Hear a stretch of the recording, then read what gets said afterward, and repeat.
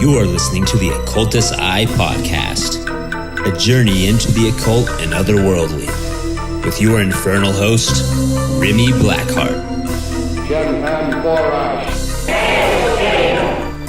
Good midnight to you, and welcome to the Occultist Eye Podcast. In tonight's episode, Episode 3, Satanic Rituals, we cover the standards and practices of the mysterious dark art known as Satanic Magic. So stay tuned and enjoy the show.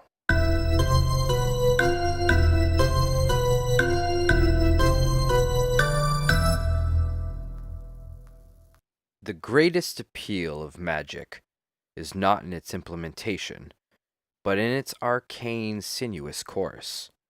Many would-be magicians for centuries have fallen victim to misinformation about true, materialistic magic.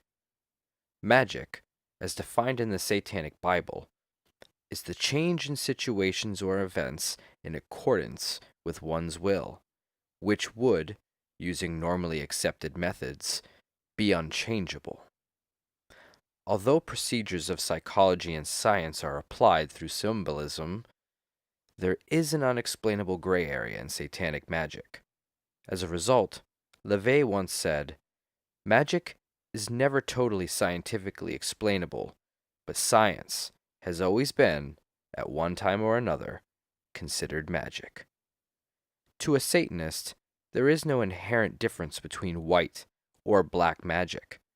The illusion of right and wrong, good or bad, is the construct of a disillusioned moral code. And so it is said, those who spell magic with a K aren't. Satanic magic falls into two categories, lesser and greater magic. Lesser magic is non-ritualistic and is defined as one using fascination, glamour, or the evil eye to create change in accordance to one's will in contrived situations. Utilizing the command to look, to hold a person's attention, is greatly important for a witch or warlock's success. The three methods in lesser magic are sex, sentiment, and wonder. However, utilizing any combination of the three can also prove effective. Finding which works best for you is unequivocally vital. Sex often refers to using sex appeal, the appearance of being incredibly attractive, to manipulate people or situations. Sentiment, or the sage-like advisor, uses the misdirection of appearing wise and the stimulation of pleasant or nostalgic odor or imagery to accomplish one's needs. Last is wonder, where the magician uses a unique or eccentric appearance to court an unwavering following or to achieve a desired outcome. This can be advantageous for a witch or warlock without natural sex appeal. As LaVey once said, "Good looks are unnecessary, but looks certainly are needed." After the break, we will explore greater or ceremonial magic. Some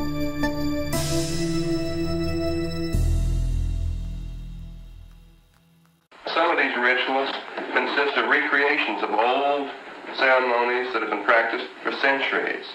We recreate the ceremonies of the Knights Templars, a noble group of gentlemen who, because of social pressures, made it very obvious that they were the standard bearers of Christianity. We feel that in the light of what society has shown us in the last year or two, we have pretty much exemplified what the Knights Templars were doing, except we, of course, climate-wise, don't have to worry about calling ourselves Christians. We call ourselves Satanists. We recreate many of these ceremonies. We also recreate many of the ceremonies of the West Indian Voodoo religion. And we also utilize Norse ritual, the casting of the runes, calling upon of Wotan and Thor and Loki and all of the gods and demigods of the northern regions. The Black Mass is often misconstrued as the customary satanic magical ceremony. The true Satanist only employs the use of a Black Mass as a form of psychodrama. Its purpose is to shock and outrage through the blasphemous parody of a non-vogue institution's religious rites. Greater magic is a ritual performed to isolate emotionally induced energy and convert it into a potent, transmittable force. There are 3 types of ceremony in Satanic magic. A sex ritual or charm spell is used to create desire in a particular person you fancy. The Satanist employing this ceremony is privy to the delicate nature of using this ritual only on realistically obtainable suitors. An unattractive magician would be a fool to think that their spell would work on a person out of the league of most. The second type of satanic ritual is compassion or sentiment. This is performed with the purpose of helping others or yourself. Health, domestic happiness, business, or material success are but a few of the situations covered in a compassion ritual. The third ritual is destruction, also known as a hex or throwing a curse. Destruction rituals are used for anger or blind hate. The Satanist is careful to know which instances warrant a curse and which can be dealt with by lesser magic, as applying the wrong ritual for a specific outcome can lead to troubles of a complex nature. The common misconception of spellcasting is that the target of a ritual needs to believe in magic. In a sex or compassion ceremony, it certainly could help. However, in a destruction ritual, it works best if the individual on the receiving end is totally oblivious or skeptical of its legitimacy. After the break, we will discuss the proper formula and tools used for success in a satanic ritual.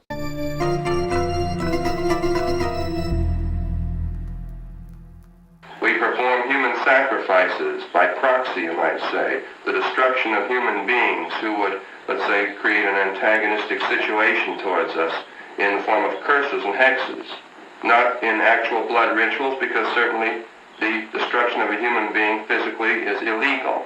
But we feel that the sacrifice should be a deserving one. We don't chop up babies or cut the heads off of cats or chickens or goats. We feel that this is another example of the sanctimonious hypocrisy of those who call themselves witches, warlocks, white magicians, who have practiced these things for centuries. The theatricality of religion is what has sustained it for so long. Therefore, although a ritual can be performed alone, a group ceremony is best to intensify the magician's workings. Because there is no place for being ill at ease in a ceremony, the use of an intellectual decompression chamber is a necessity for a magician's success, as the effects of the chants, bells, candles, and such help the Satanist put his full will forward. Anton LaVey stated, "The formalized beginning and end of the ceremony acts as a dogmatic, anti-intellectual device, the purpose of which is to disassociate the activities and frame of reference of the outside world from that of the ritual chamber, where the whole will must be employed." The first ingredient for any ritual is motivating desire. Without desire for a specific outcome, no workings should be attempted.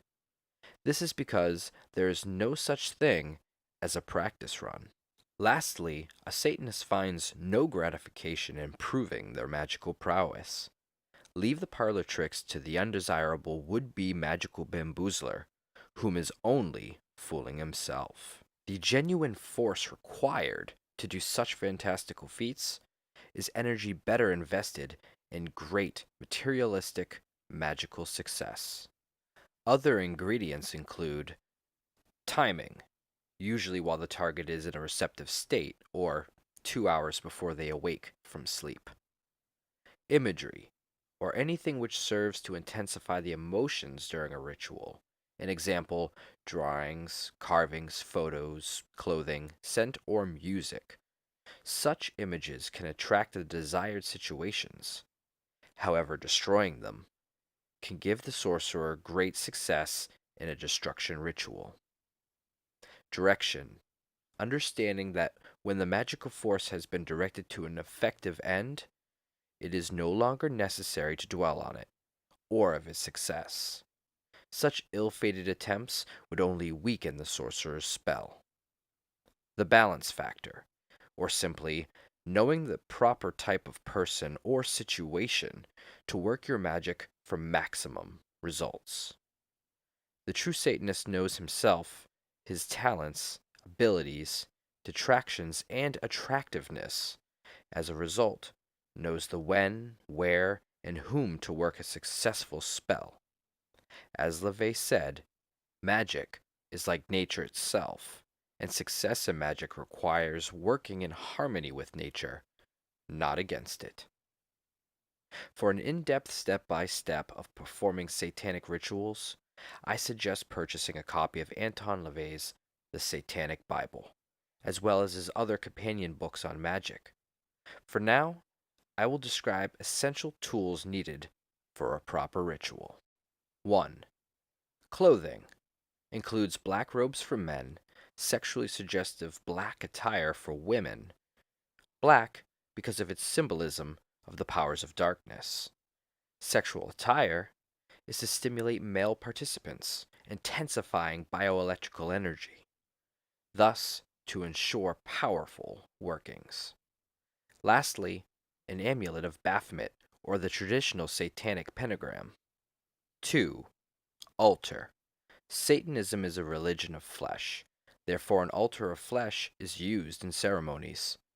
This can be achieved using a naked woman as an altar. 3. Symbol of Baphomet, which is placed on the wall above the altar. Baphomet represents the powers of darkness and the fertility of the goat. 4. Candles are used to represent Lucifer, the bearer of light and enlightenment. Black candles are used to illuminate the ritual chamber. One black candle is placed to the left of the altar, which is used to consume parchments of blessings, as the black flame represents power and success. Only one white candle is used, placed to the right of the altar. This represents the hypocrisy of white light magicians. The white candle is used for destruction rituals. Parchment paper used to write curses on are burned in said white flame. 5. A bell is used for its shattering effect, signaling the beginning and end of the ritual. The priest rings the bell 9 times, counterclockwise, towards the 4 cardinal points of the compass. 6. Chalice, made of silver, represents the chalice of ecstasy. First to be drunk by the priest, then one assistant. Its contents, the elixir of life, can be any stimulating beverage. This is to be drunk following the invocation of Satan, along with 7. Sword of power, symbolic of aggressive force, held by the priest and thrust towards Baphomet during invocation. It is also used, placed onto participants' heads while hearing and repeating their requests. For private ceremonies, a dagger or knife may be used as an alternative to pierce the parchment paper with written desire, read aloud by the priest, and introduced to the specific flame. It is important that before the ritual begins, curses are placed to the right of the priest, charms and blessings placed to the left. 8. Phallus and gong are only used in group ceremony.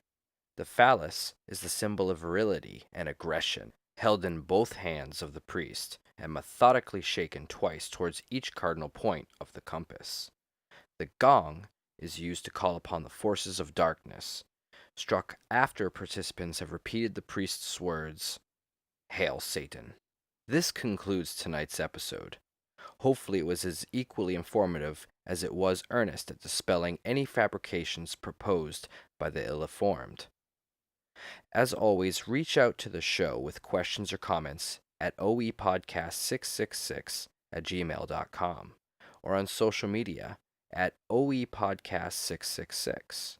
We also have a YouTube page, which you can now watch, share, and subscribe to.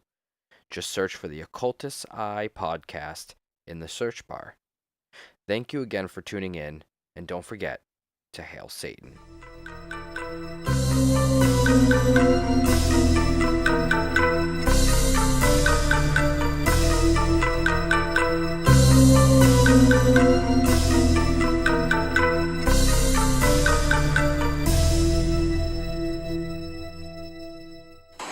was a teenager, I was interested in the occult. And the occult in those days meant you got dream books and you got books on fortune telling and all that sort of thing. And the closest thing there was to anything about calling up spirits or demons and that sort of thing was a lot of gobbledygook where you stood around in a circle and you used the protective names of Jehovah and Jesus and all that. And I tried it. Oh, Lord knows I tried it, but it didn't work. And so I thought to myself, well, if I'm going to call up any demons, if I'm going to get any magical power, if I'm going to get anything going my way, I better get on the side of those guys instead of protecting myself from them.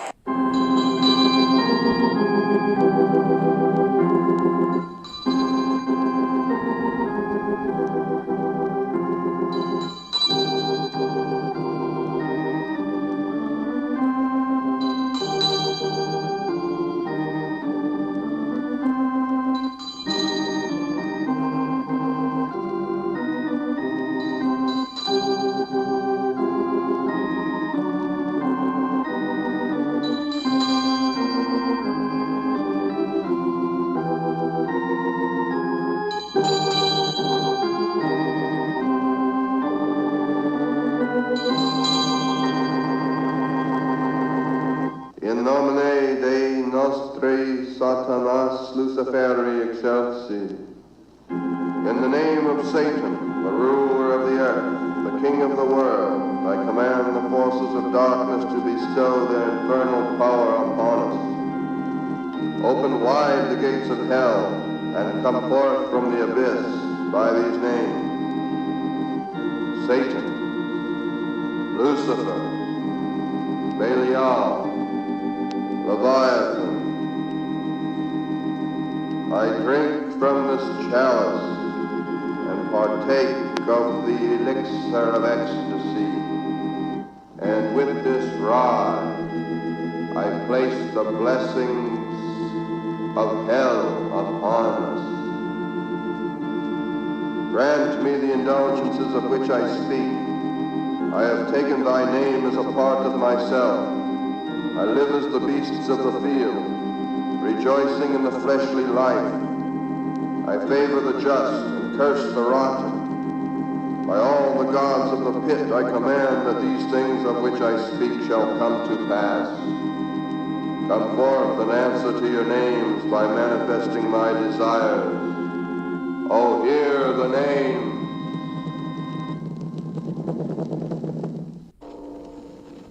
I bid ye rise and give the sign of the horns. Open wide the gates of hell. The lower heavens beneath you, let them serve you. Govern those who govern. Cast down such as fall. Bring forth with those that increase and destroy the rotten. No place, let it remain in one number. Add and diminish until the stars be numbered.